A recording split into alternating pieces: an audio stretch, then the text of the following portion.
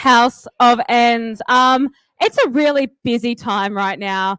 At 1 p.m. at the cooking tent, which is, if you just look to your right, it's called the Plant Power Cooking and Q&A tent. We've got Simon Toohey from MasterChef.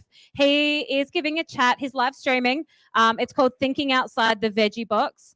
At 1:30 in the Kids Zone, which is just a little bit beyond that, we've got chess with Knights and Bites. And at 1:40, this is so interesting, it's a workshop about Seaspiracy. I don't know if you've seen Seaspiracy. It's all about looking after the animals in our ocean as well. That's with Hans Siver and some of the Sea Shepherd crew. But at 1 p.m., which is now, we have the incredible Andy Meddick, and I'll introduce Andy Meddick for you. He's a member of the Victorian Parliament for the Animal Justice Party, and he's been a dedicated animal rights campaigner for many years. So he devoted many years of his life to the AJP, the Animal Justice Party. He's volunteered in many roles, and after standing as a candidate in many state and federal elections,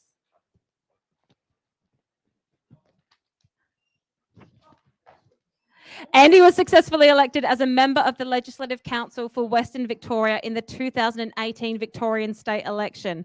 Now, it's really important to have these Animal Justice Party MPs elected. We don't have anyone in South Australia yet. There's two in New South Wales, Emma Hurst and Mark Pearson, and there's Andy Meddick in Victoria. They are the only party that's fighting for animals out of all the political parties. We are desperate to get somebody here in South Australia to start making some legislative changes for animals. But when we get Andy, he's going to tell you about everything that he's achieved so far, and he's working so hard to achieve for animals in Victoria. He's going to be talking about collaborative politics and what can be achieved. Do we have Andy? You certainly do. How are you? Oh, I'm so good. We wish you were here, Andy. It's a beautiful day. No one wishes that more than I. I've always had a soft spot in my heart for Adelaide, and I've loved coming to the festival over the years, and I just wish with all my heart I could be there. Well, there's a little bit of a rumour that this actually might be the last vegan festival as we know it in its current form. So we might not be able to see you next year, but fingers crossed, fingers crossed. Well, let's hope so. I mean, it'd be a tragedy for the festival to not be able to take place. It's been a highlight of the national calendar for years now, and it really needs to keep going. Yeah, it's the best one in the country, isn't it? It certainly is. Hey! And as a proud Victorian, I'm more than happy to say it's the best vegan festival in the world. Did you hear that, Lee? Lee's our organiser. Yay! I know it hurts as a Victorian. Anyway, I'm taking up your time. Please welcome Andy Meddick. Take it away, Andy. Hi, thank you so much, and I want to thank you all for having me, albeit in this virtual form today. And I want to start out by saying that I'm coming to you today from where I live, which is on, or was, is, and always shall be Wadawurrung country. And I pay my respects to elders past, present and emerging. And I also pay my respects to all First Nations people and all Aboriginal and Torres Strait Islander peoples that may be there in Adelaide today or indeed watching around the country. And you have my utmost respect. And I'm actually proud to be part of the very first parliament in Australia that actually has a First Nations Council. And we are actively in the process of designing and implementing a treaty with our First Nations people. Now, this is work that should have been done by our federal parliament many years ago, but we all know where they lie. And as I say, I'm very proud that Victoria is actually leading the way on this. And I actually believe that South Australia will probably be the next one to follow, and I'm looking forward to that. So today I wanted to talk to you about what I call and what many others call collaborative politics and what can be achieved. In the past couple of years, I've spoken to you about what I've termed the perfect partnership. That's the partnership between animal activism and politics and how that actually works, the relationship between the two. So as a quick sort of a brush up on that, the Animal Justice Party was born out of animal activism.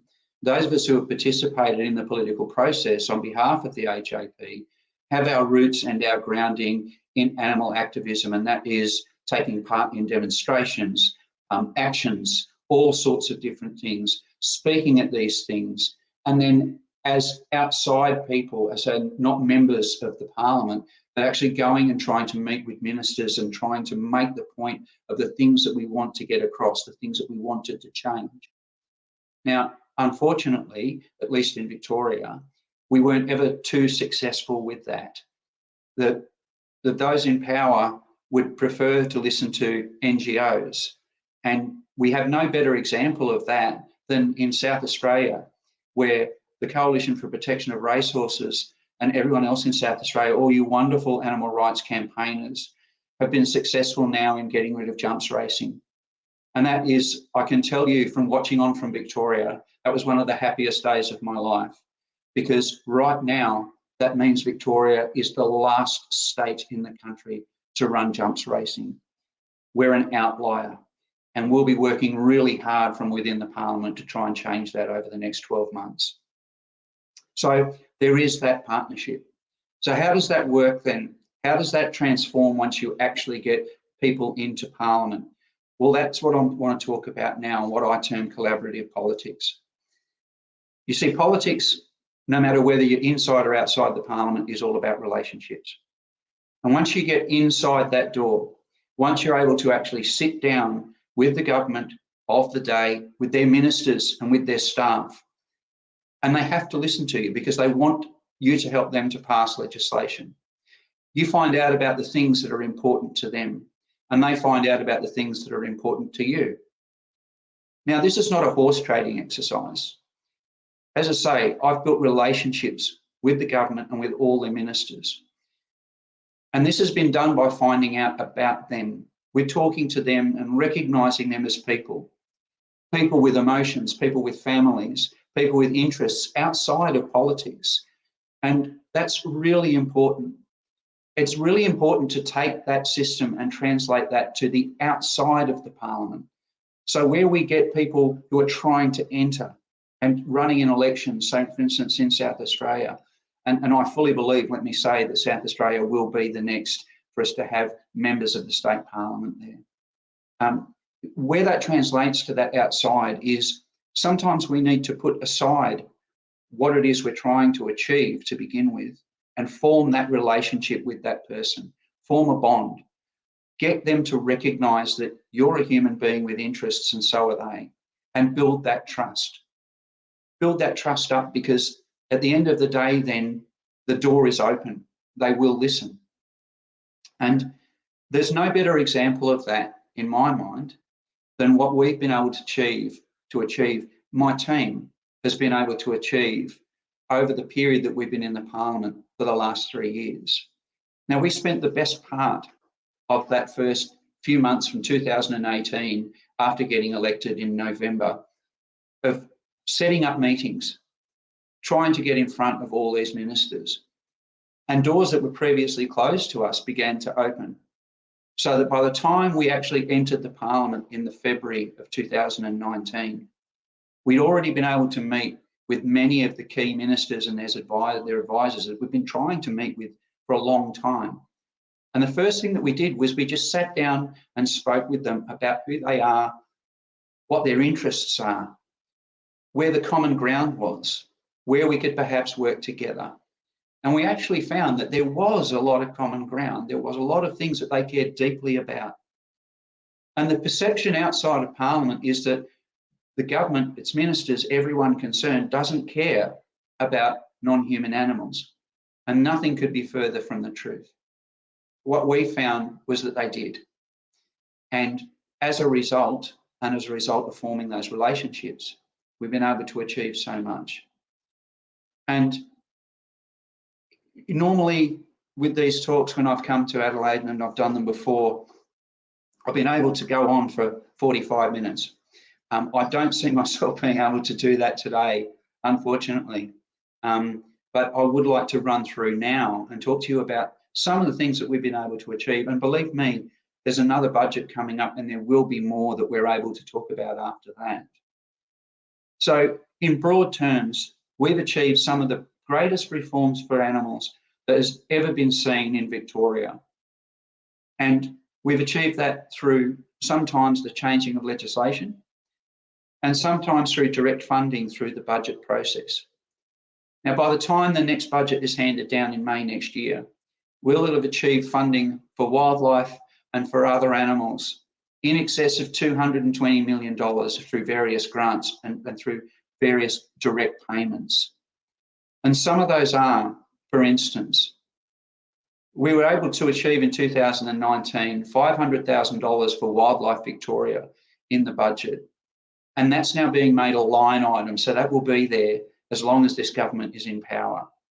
They will continue to have that every single year. That allows Wildlife Victoria, as the premier wildlife rescue service, to continue to operate their hotline, to continue to train wildlife rescuers, and to also be there in times of fire and flood in emergency situations.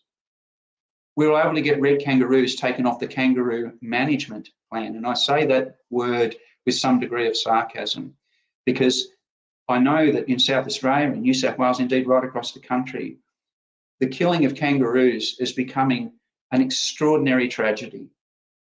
And the example of that was of being able to get them taken off the management plan. Now, the management plan is simply a euphemism for the kangaroo pet food industry. And when they issued permits to be able to kill 16,000 red kangaroos in Victoria, that was based on the ridiculous mathematical formula that they used to calculate population numbers. Now, they'd actually counted in the whole of Victoria 22 red kangaroos, but using their extrapolation formula, that meant that there were 12,000, apparently. Now, they issued permits to kill 16,000. Now, I don't need to explain to you that if that's the case and they'd managed to fulfill that, the red kangaroo would now be extinct in the state of Victoria. So they went back, I took it to the Parliament, I argued the case, and they made a promise to go back and do another count. They counted 8. So that would have made the situation even worse. So thankfully they agreed and they took the red kangaroo off the list. We've also been able to make amendments to the government's guardianship laws to include companion animals. In Victoria, when someone was made a ward of the state or when someone has gone into aged care, their will in what they wanted to happen to the animals that had been previously in their care was taken out of their control. And in many instances, these companion animals were simply sent to the pound by someone who had control or guardianship over them. They were simply sent to the pound and ended up being euthanized. We changed that to make sure that the interests of that animal and the interests of those people in the life of that animal is now taken into account. And they cannot do that without a ruling from a court. Some of the extracurricular activities that I've been able to take part in, because I'm now a Member of Parliament, is that I've been appointed to the board of Vic Health. Now, Vic Health was formed originally many years ago from the taxation on cigarettes, and its first incarnation was to actually stop that, to stop the advertising of the sale of cigarettes in the state of Victoria. And it's expanded way beyond that. And I am an ambassador for Vic Health in the This Girl Can program for the state of Victoria. And the This Girl Can program promotes healthy activities, exercise and sport for women of all ages and all backgrounds, so that every single woman can get out and participate no matter what. And part of that has been the funding of women's only change rooms at different sporting clubs like football, which has seen an increase in the competitions and the involvement of women at all levels and all ages in AFLW, which is a great plus. But it's not just limited to that. I've administered grants for surfing, all sorts of different sports to keep people active, which is absolutely wonderful. It's one thing I'm very proud of. I was also appointed as a standing member of the Environment and Planning Committee, the Electoral Matters Committee, and I'm a participating member of the Economy and Infrastructure Committee. Now, all of those committees are currently involved and in wrapping up of really important inquiries. The one for the Environment and Planning Committee at the moment has been the largest inquiry in the history of the Victorian Parliament, and that is into the loss of biodiversity and ecosystems.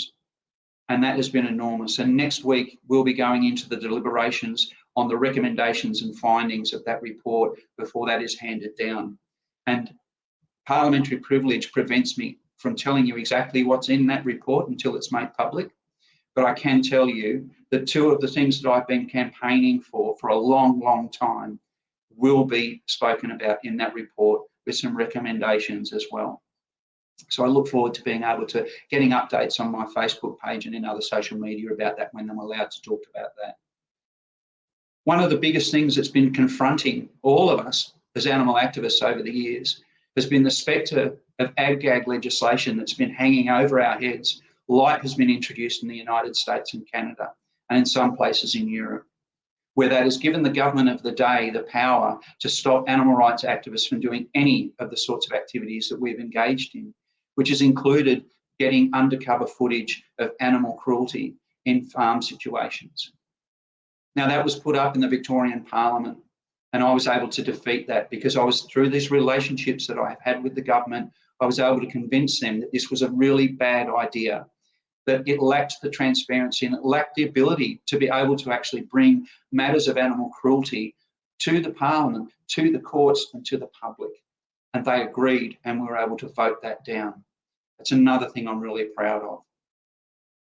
My team and I have been able to expose illegal fur labelling, and we passed a motion to establish a fur task force, and that work is ongoing. $17.5 million we were able to achieve for native animals and biodiversity recovery following those terrible bushfires in 2019, 2020. We're able to, at that time as well, temporarily halt the kangaroo killing following the bushfires. And unfortunately, that wasn't a permanent situation. I was able to shut down and have the government take charge of a toxic waste dump in Lara in my electorate and have that cleaned up. In 2020, my team and I were able to achieve a ban on wombat hunting in the state of Victoria and reform wildlife rescue through a private members bill. Now, this is something that we're now beginning to see come through. After those 2019-20 bushfires, while they were taking place, and after, rescuers were prevented from being able to go in and rescue these animals, these injured animals, and get them to the hospitals and get them to carers so that they could be looked after, rehabilitated and returned.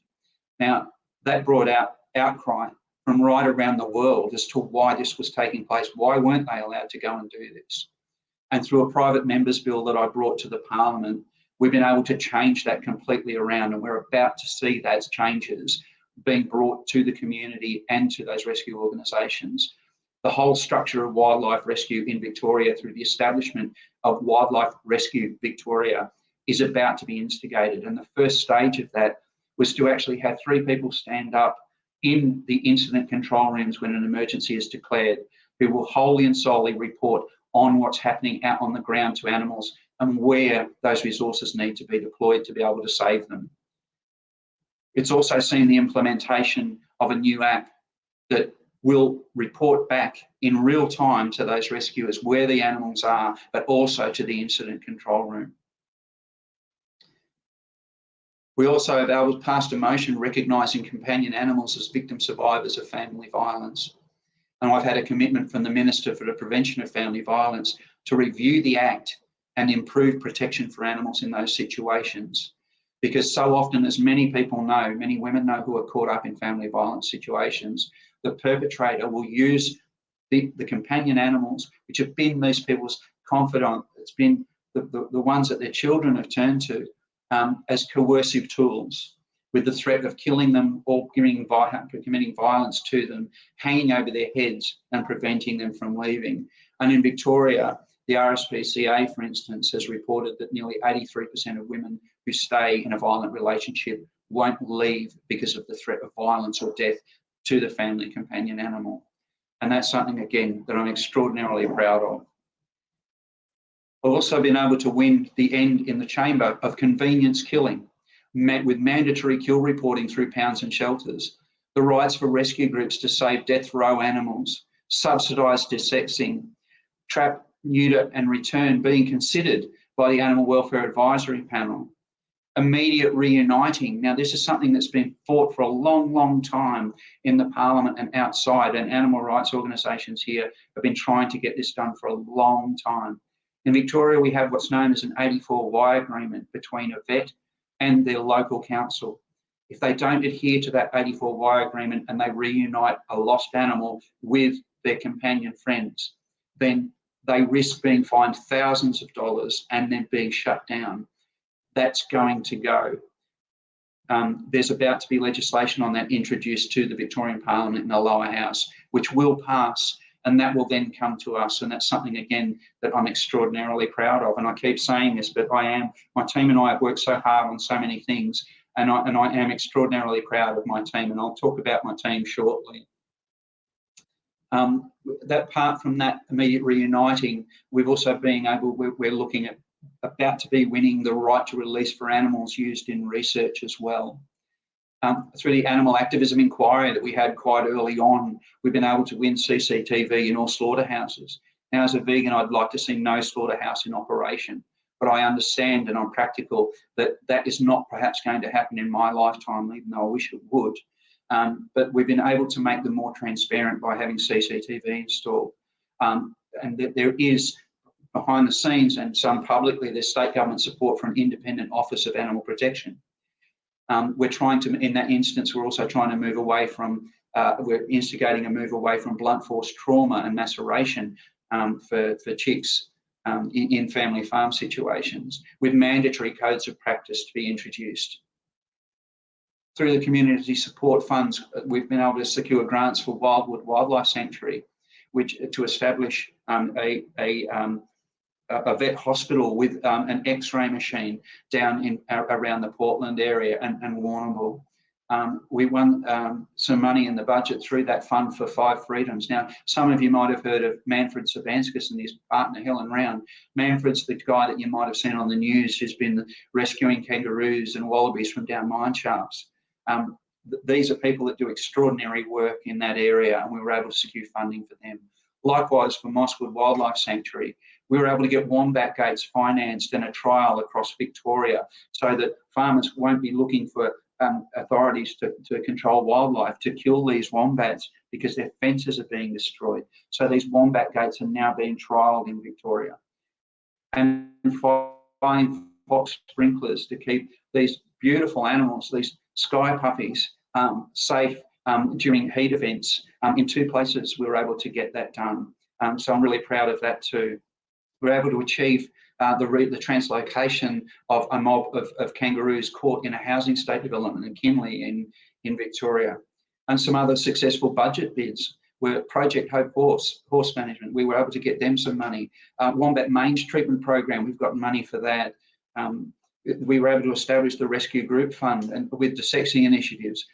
Wildlife Victoria phone line, as I've said before, $1.3 million to protect animals from family violence in crisis accommodation upgrades. And that's outside of the work that we've been able to achieve on family violence. We're able to contribute to the fast tracking of a new Animal Welfare Act.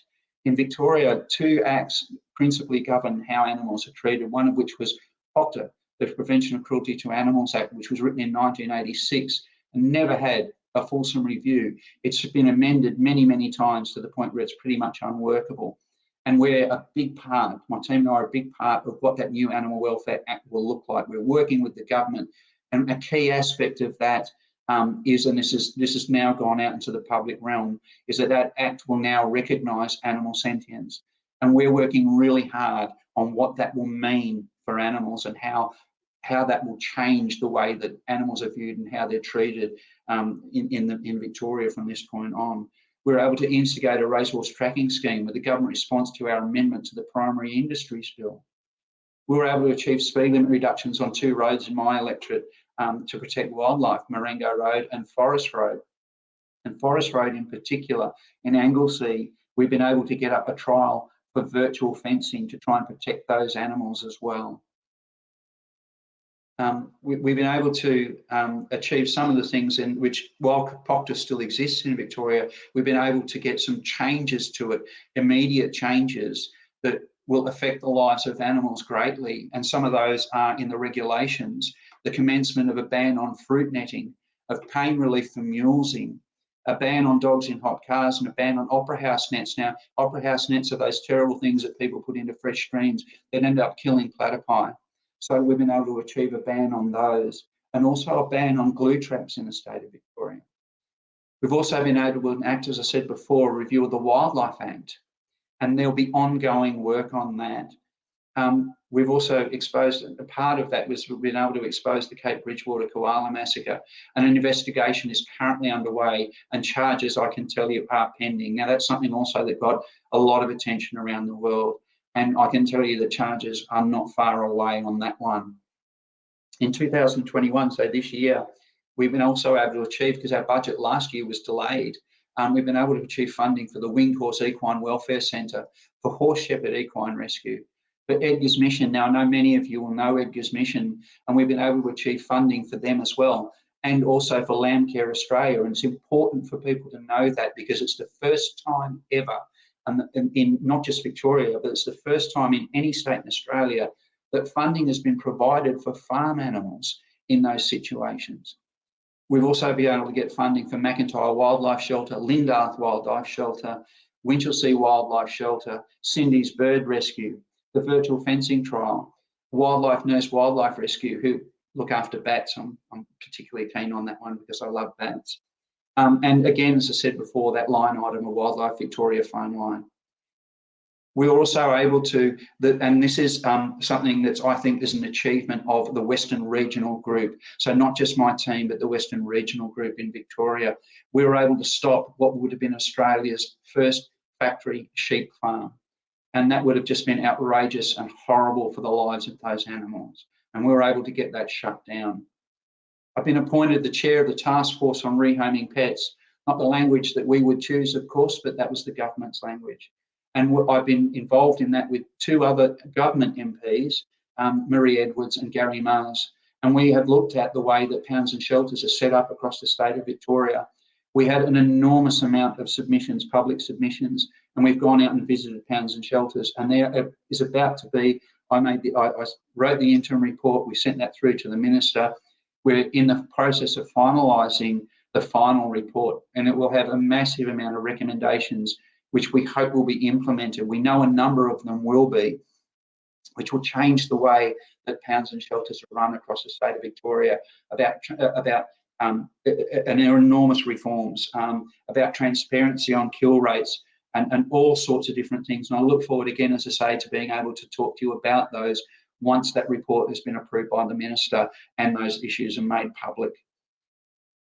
We also are able to achieve a ban on releasing balloons outdoors, another speed reduction on Common Road and in Inverleigh, where a new housing estate's been put up. We passed a motion unanimously calling for Racing Australia to ban the whip with government support in horse racing. And we convinced a number of government MPs to change their position to support a ban on duck shooting, and that's against government policy. We know that, and since the work, and this is what I'll come back to about relationships, about talking with all of these government members, because it's only the government that can actually change something for animals. The opposition can't do it. The opposition, in concert with the rest of the crossbench, can't change anything because the government have such a majority. Only they can change it. So we were able to convince nearly all of the members of government to change their position and support that ban on duck shooting. And it remains to this day the biggest disappointment for me that we haven't been able to achieve that so far. We've secured an environmental community consultation committee on a new gradation road authority. We've got vet nursing on free TAFE courses, tertiary and further education. So that's certificate 4, because through the Pound and Shelter inquiry, we discovered that there was a shortage of qualified vet nurses to be able to help out in those scenarios. So we were able to get that done. As I said before, we talked about immediate reuniting, and that's previously illegal for vets to scan an animal and contact the owner. That causes unnecessary impoundment. And the government has changed their policy, and they are introducing their own bill to amend it, and that'll all be passed before the end of the year. I introduced a private members bill to ban rabbit factory farming, and we're working with the minister on how we can get that done. We've secured funding to keep the Animal Law Institute's anti-puppy farm clinic running, and funding to establish Victoria's first family violence legal clinic for animals. We were able to achieve $50,000 to keep a local wildlife sanctuary open through the pandemic. because they're in such a dire financial situation that if they closed their doors, we would have had to find homes for so many wild animals that live in that place because they've been injured, and this place has saved their lives, but they're not fit to be able to be released back into the wild because they just simply wouldn't survive. And we would have had to have found homes for so many animals, which would have been extremely difficult, particularly in a pandemic. As I said before, we've reformed wildlife rescue in bushfires. There's the formation of that Wildlife Rescue Victoria Committee. Wildlife rescue is to be recognised as a professional service, just like the CFA and SES. Paid wildlife security liaison officers during emergency events. We were able to get pet grooming open during lockdown, which was a difficult thing to achieve, but we were able to convince the government that this was an animal welfare problem and that they needed to keep this going. One of the other task forces that I'm actually chair of as well is to create LGBTQI safe spaces in a trial program for Geelong, the Surf Coast, and I'm hoping to include Ballarat on that.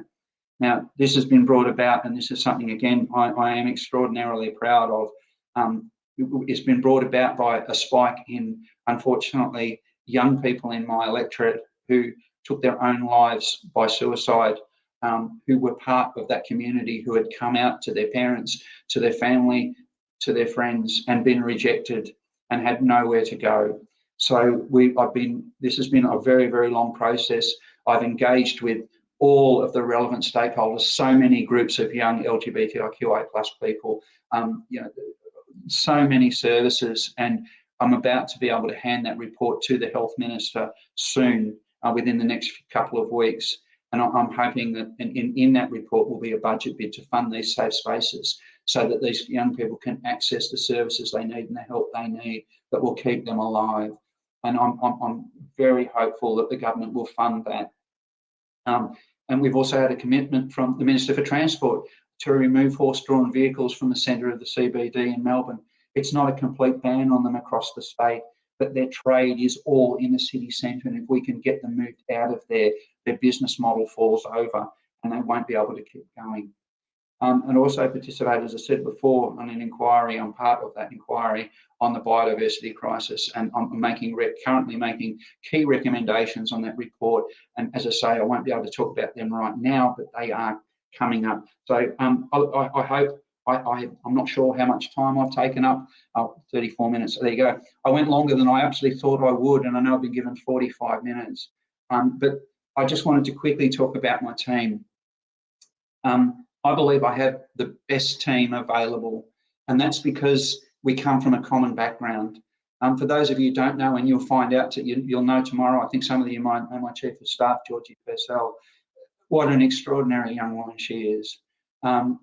Just absolutely incredible. Finalised her papers on becoming a lawyer just this week, absolutely extraordinary. President of Oscars Law, knows the political system inside out, and along with me has been able to keep those relationships viable with those members of the government. Just extraordinary. The president of our party, Bruce Poon, is also part of my team, and the help that he's been able to provide in negotiating the halls of power has just been excellent. Danny Chandler, who's my campaign manager, her research capabilities are just extraordinary. Gary Hall, my office manager, who I can't express how grateful I am to him, and because over the last couple of weeks particularly, and over the next couple of weeks as well, the amount of inquiry that he's received and he's had to bear has just been extraordinary, and I can't thank him enough.